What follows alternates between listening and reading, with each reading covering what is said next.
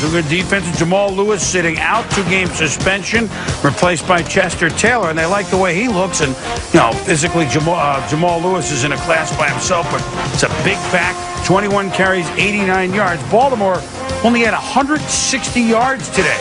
But here's Taylor busting inside the 5. That sets up a field goal, which ties the game at 3 first quarter. Boy, that crest is so big in the middle of the field, isn't it, Tom?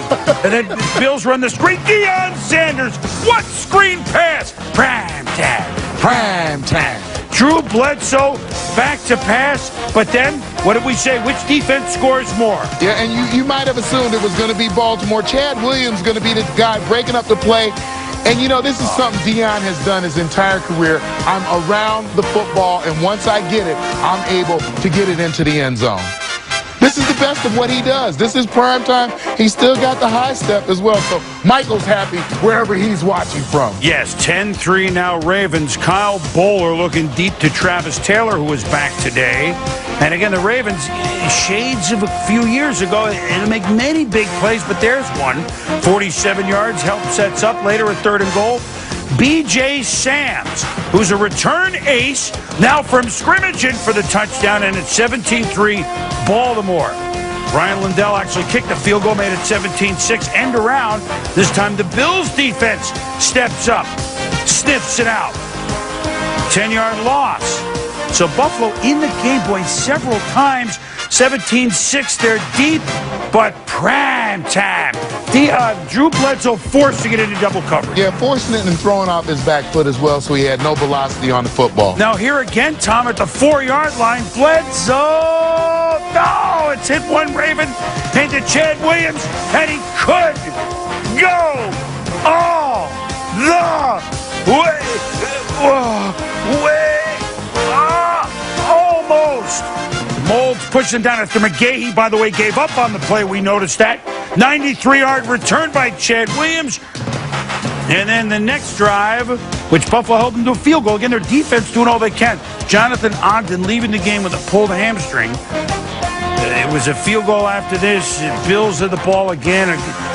4 interceptions by Baltimore against Bledsoe. Ogden leaves with a pulled hamstring, so hopefully that's all it is. 4 interceptions, 4 sacks. Suggs had 2 of them. The Bills have had only 6 offensive touchdowns all year, all of them by the air, and Baltimore wins it by the count of 20-6. Now, some analysis in a moment, but first of all, Deion Sanders. He's done this before. His 9th interception for a touchdown, tying him for 2nd with Aeneas Williams, obviously still playing with the Rams. Ken Houston in the Hall of Fame, ESPN's Eric Allen 8.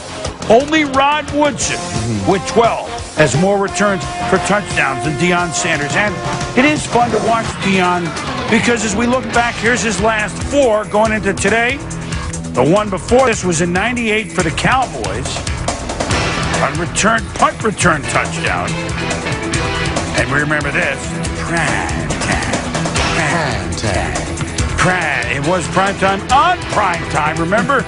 And it was a TD. Then, as a Cowboy in '97, here's what he does. Smelling that sideline route and taking it. He has great instincts for the football, whether it's as a return man or whether it's as a covered corner or whether he's on a guy in the slot. He has great instincts in terms of where the ball is going. He's also got a great set of hands, like a receiver. Very soft hands, which is why sometimes you can put him on the offensive side of the ball. This was in '94 as a Niner in a regular season game against Stan Humphries and the Chargers, the team they would roll in the Super Bowl as well.